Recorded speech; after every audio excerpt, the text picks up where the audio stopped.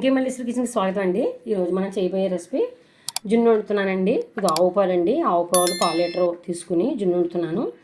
మీకు వీడియో చేద్దామని ఒక చోట నుంచి దూరం నుంచి రప్పించానండి. ఇది కూడాను ఇదిగోండి పావు లీటర్ పాలు తీసుకున్నానండి. హాఫ్ లీటరు 500 గ్రాములు మిల్క్ అండి తిరుమల తీసుకున్నాను. ఈ పాలు ఇవి కూడా ఎలా కలపాలనేది ఇప్పుడు జున్ను తయారీ అంతా చూపిస్తానండి.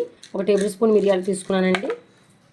ఇదిగోండి బెల్లం వచ్చేసి ఇది 1/2 కేజీ అండి. 1/2 కేజీ బెల్లం తీసుకుని ఇలాగ మెత్తగా చితగొట్టుకుని ముద్ద చేసుకున్నానండి. ఇది అచ్చు బెల్లం తీసుకున్నానండి, బాగుంటుంది టేస్ట్. కానీ ఇది మామూలుగా అయితే అచ్చు కోరినా కూడా బాగా కలవదని మిక్సీ కూడా చేసుకున్నాను. మళ్ళీ మెత్తగా చేసుకున్నానండి. మెత్తగా చేసుకుని బూరి బెల్లం అంటారండి. ఇది అచ్చు బెల్లం, ఇది మా సైడ్ దొరుకుతుందండి. అందువల్ల ఇది అచ్చు బెల్లం తీసుకుని ఇలాగ మెత్తగా కొట్టుకుని చక్కగా మళ్ళీ మిక్సీ కూడా పట్టుకుంటే ఇలా మెత్తగా అయిందండి. ఇప్పుడు దీన్ని కావాల్సిన సామాన్లు జున్నుకి తయారీ ఇవ్వండి. ఇప్పుడు కలపడం విధానం చూపిస్తానండి మీకు. ఇది ఇవి ఉన్నాయి కదండి, మిరియాలుని యాలకులు, ఇవి పౌడర్ చేసుకోవాలండి. దీంట్లో 1 టేబుల్ స్పూన్ షుగర్ పంచదార వేసుకుని ఇప్పుడు పొడిని చేసుకుని వస్తానండి. ఇదిగోండి మిక్సీ పట్టుకున్నాను. 2 టేబుల్ స్పూన్ అయిందండి. ఇలా మెత్తగా పట్టుకోవాలండి, పౌడర్ లాగా బాగుంటుంది. ఇది మొత్తం అంతా కూడా ఇప్పుడు కలపడం విధానం చూపిస్తానండి. జున్ను ఏ విధంగా కలుపుతున్నాను. ఇదిగోండి వెడల్పాటు గిన్నె ఒకటి పెట్టుకున్నాను. ఇప్పుడు ఇదిగోండి జున్ను పాలు ఉన్నాయి కదా, ఇవి వేస్తున్నానండి. ఫస్ట్ రోజు పాలేనండి ఇవి, అందువల్ల చిక్కగా ఉన్నాయి. ప్యాకెట్ చింపుకొని పాలన్నీ కూడా ఇలాగే తీసుకున్నాను. మామూలు పాలు 1/2 లీటరు. ఈ పాలు మొత్తం 3/4 లీటర్ అండి. చిక్కగా బాగుంటుందండి, ఎందుకంటే ఆవు పాలు కొంచెం పలచగా ఉంటాయండి. అందువల్ల పాలు తక్కువే పడతాయి. పావుకి 1/2 లీటర్ వేసానండి. బెల్లం ఉంది కదా, బెల్లం వేస్తాను.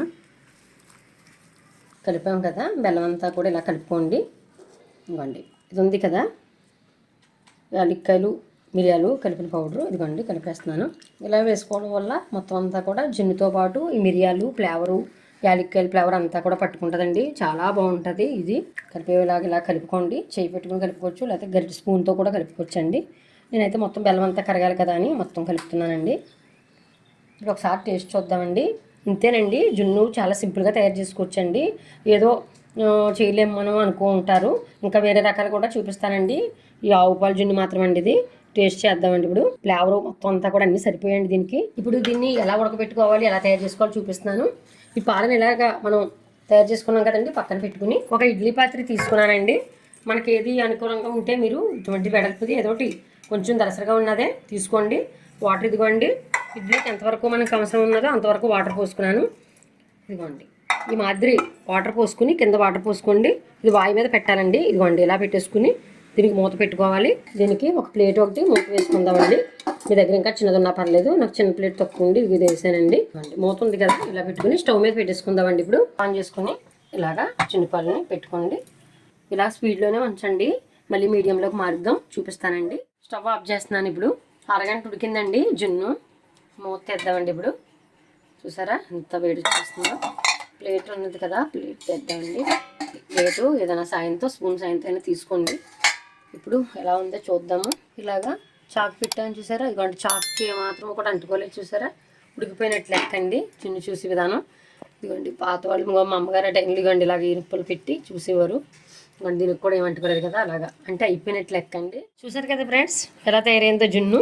ఇదిగోండి చక్కగా ఇదిగోండి ఈ మాదిరి ఇలా చేసుకోవాలండి. వెంటనే తినొద్దండి. ఇప్పుడు ఇదిగోండి పైన ఇలా ఉంది కదా, ఇది మిరియాలది. కొంచెం పిల్లలు కొంచెం ఇష్టపడరు కదండి ఈ మిరియాలు దీన్ని. ఇదిగోండి సరిపోతుంది. ఇలాగా ఇదిగోండి ఇలా తీసేసుకుని ఇదిగోండి వాటర్ ఒక గిన్నెతో పెట్టుకోండి. అలాగా వాటర్ గిన్నె పెట్టుకుని ఇదిగోండి ఈ మునిగిపోకుండా అదిగోండి ఇక్కడ వరకు వచ్చేదాకా ఇదిగోండి ఇది మునిగిపోకుండా పైకి నీరు వచ్చేయకుండా దీంట్లోకి అలాగ చల్లార్చుకోండి. బాగా చల్లారాలండి. చల్లారిన తర్వాత అప్పుడు మీకు సర్వ్ చేసి చూపిస్తాను. ఫ్రిడ్జ్లో స్టోర్ చేసుకుంటే మనం 5 డేస్ దాకా తినొచ్చండి. చాలా బాగుంటుంది జున్ను, బాగా ఆగుద్దండి.